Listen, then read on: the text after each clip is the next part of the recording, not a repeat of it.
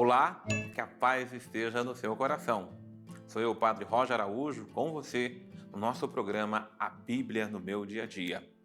É a palavra de Deus que nos guia, é a palavra de Deus que nos ilumina. A palavra de Deus nos direciona a cada dia.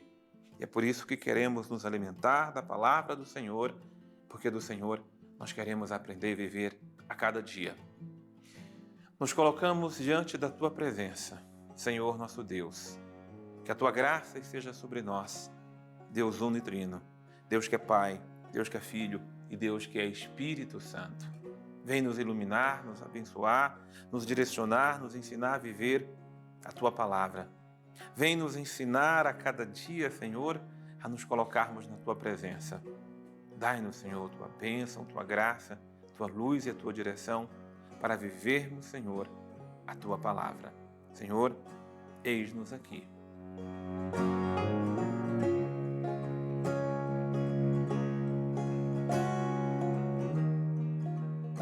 Muita luz de Deus no seu coração, muita luz de Deus iluminando cada dia da sua vida, porque o Senhor tem palavras de vida eterna para todos nós.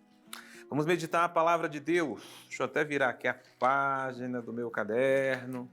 Você também abra aí o seu caderninho para anotar as riquezas que a palavra de Deus traz a nós a cada dia. Então, o Evangelho de Lucas 5, de 17 a 26, tá bom? Certo dia, Jesus estava ensinando na presença de fariseus e doutores da lei, que vieram de todos os povoados da Galileia, da Judéia e de Jerusalém. E o poder do Senhor estava nele para fazer curas. Veja que ênfase tem para nós esse versículo 17. Jesus ensinando entre fariseus e doutores da lei, que vieram de todos os povoados, Vários povoados que compõem ali a Galileia, e também a Judéia e a sua capital, Jerusalém. Mas o mais importante, a ênfase, é que o poder do Senhor estava em Jesus. O poder do Pai, a graça do Pai estava em Jesus para que Jesus realizasse curas. A graça e o poder para criar todas as coisas, o Pai deu ao seu Filho Jesus. E agora, para restaurar a obra criada, que está machucada, que está doente, que está enferma, que está padecendo, esse poder está sobre Jesus. Essa graça está sobre Jesus. Então, o que aconteceu?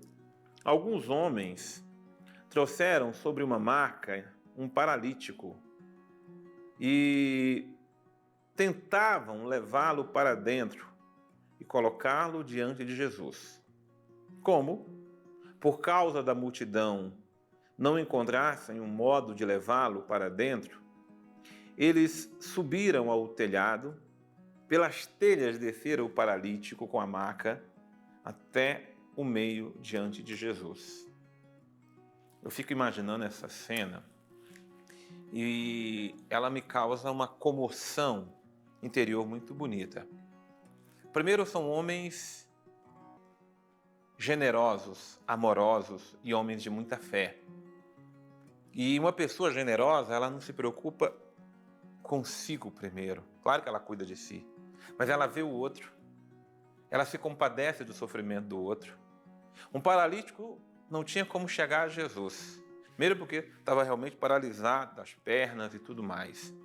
Segundo porque aquela multidão impedia, cercava toda a casa. Como é que um paralítico ia conseguir chegar? Se nem eles que tinham pernas estavam conseguindo chegar, porque ali era muita gente se aproximando de Jesus. Mas usaram da sabedoria. Queriam tanto que esse homem chegasse ante Jesus, que se não podia ir por baixo, se não podia ir por terra, foram por cima. De modo que eles descobriram o telhado para colocar por cima do telhado aquele paralítico, para que ele pudesse chegar até Jesus. Meus irmãos, nós não podemos parar nos impedimentos, nas dificuldades. Porque tem gente que coloca dificuldade em tudo, problema em tudo, coloca empecilho em tudo. e fica realmente paralisado. O que paralisa a nossa vida é a falta de iniciativa, de criatividade, é aquele estado de desânimo, de ficarmos estagnados no mesmo lugar. Aí realmente a vida paralisa, realmente a vida para. Se não dá para ir por baixo, vai por cima, se não dá por cima, vai de lado. Enfim, o Espírito é criador. Então, a fé desses homens foi fundamental para tirar este paralítico da situação que se encontrava. Nós estamos muitas vezes imobilizados com paralisias que vão se acumulando na nossa vida. Estamos sempre com desculpa. Eu chamo a pessoa para, vamos caminhar, não posso, estou com dor aqui, estou com dor aqui. Então, dá um jeito. Se não pode desse jeito, vai de outro jeito. Mas não fique paralisado, não. Se não consegue andar sozinho, pede para alguém empurrar, beira de roda, seja lá o que for. Mas saia.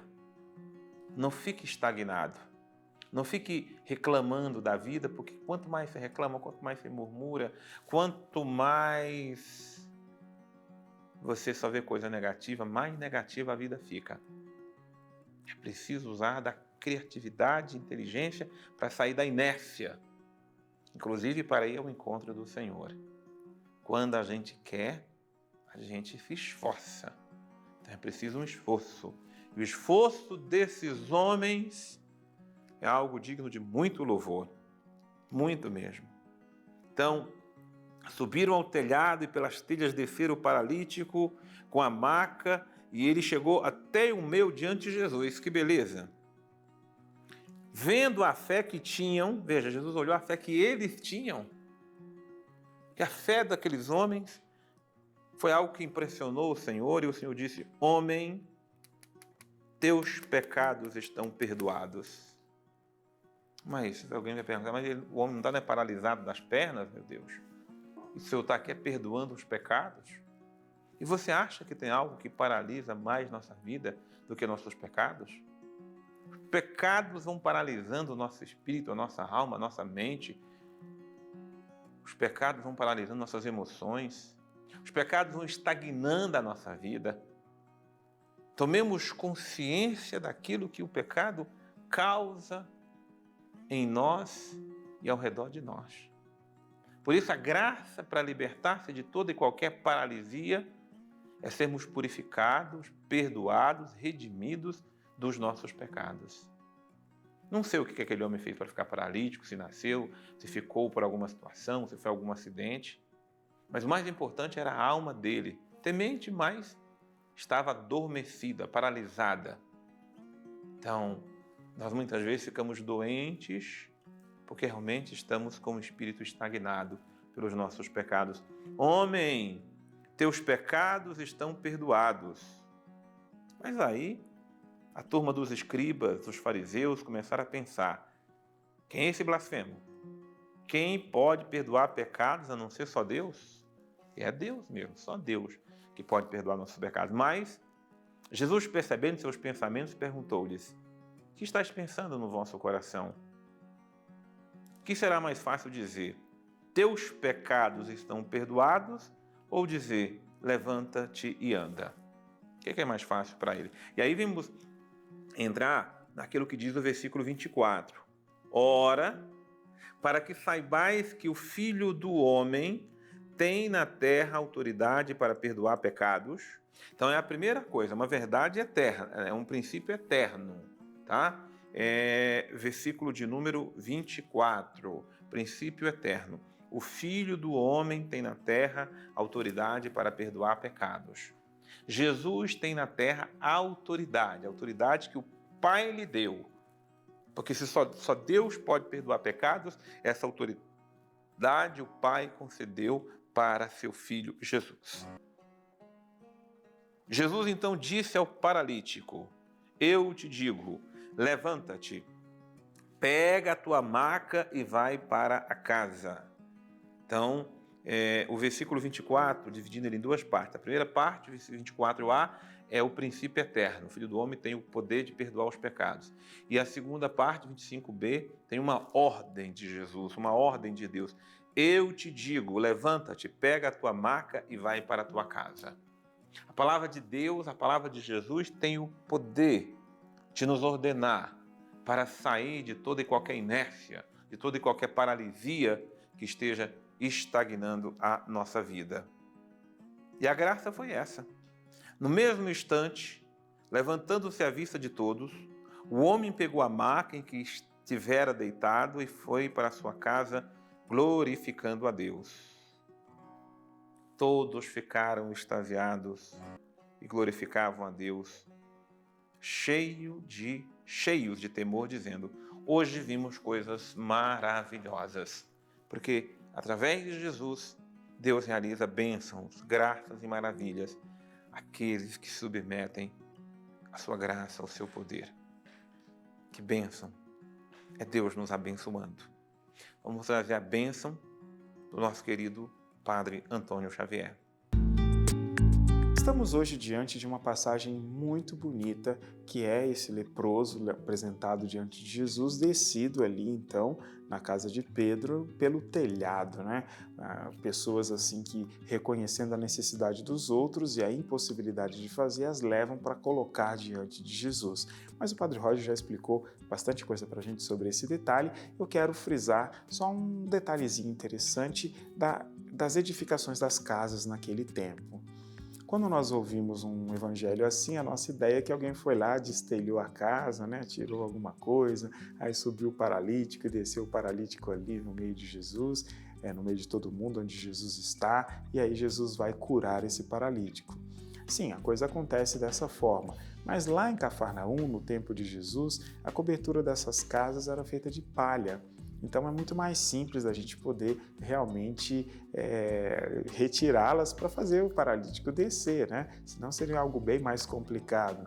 Recolhiam ali então as folhas das tâmaras, né? Aquelas que é uma espécie de palmeira, e utilizava aquilo então para cobrir a parte alta das casas, ali fazendo um telhado desse jeito.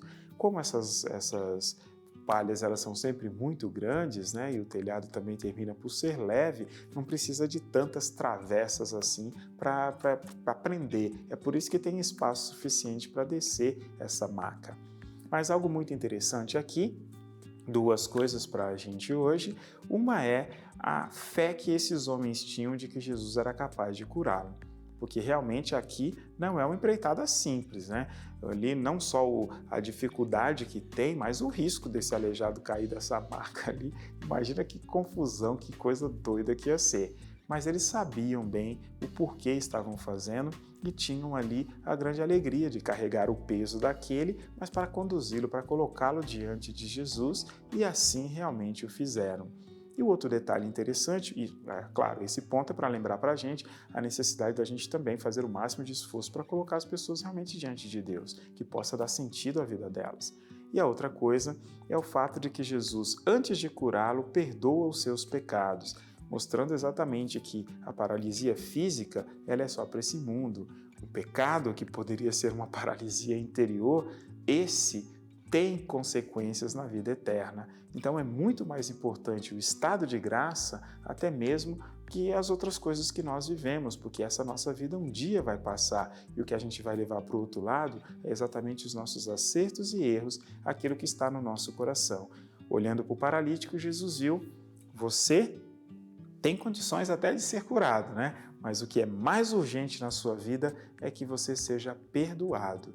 Por isso que é sempre muito bom, de tempos em tempos, que busquemos também a confissão para que nós possamos ser perdoados, porque às vezes a gente fica olhando só a parte boa e esquece que essa parte ruim, ela nos tira também da graça de Deus. Ah, mas eu não tenho muitos pecados. Não importa que você tenha muitos, importa que esses são os seus. E é desses que você precisa de verdade ser absolvido para que a graça de Deus, então, possa livremente conduzir seu coração e a sua vida, né? Para que a gente um dia possa estar ali diante de Deus, não como esse paralítico esteve diante de Jesus, mas como ele ficou depois de ter sido perdoado e curado.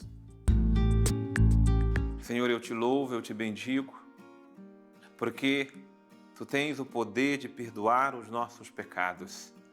Perdoe nossos pecados, Senhor, porque os pecados paralisam nossa vida. Os pecados causam inércia dentro de nós.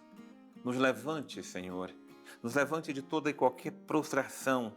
Nos levante, Senhor, de toda estagnação que vivemos na alma e no coração. Liberta-nos, Senhor, de toda paralisia na alma, no espírito. Que a Tua palavra nos levante. Que o Teu poder seja sobre nós. Que a Tua graça, Senhor, esteja nos curando e nos libertando. Em nome do Pai, e do Filho, e do Espírito Santo. Amém. A palavra de Deus tem o poder de nos libertar, de nos restaurar e de nos perdoar. Por isso nos voltemos para Jesus, palavra, para que Ele nos cure e nos perdoe e nos liberte de toda e qualquer paralisia. Deus abençoe imensamente você. Eu te aguardo no nosso próximo programa, A Bíblia no Meu Dia a Dia.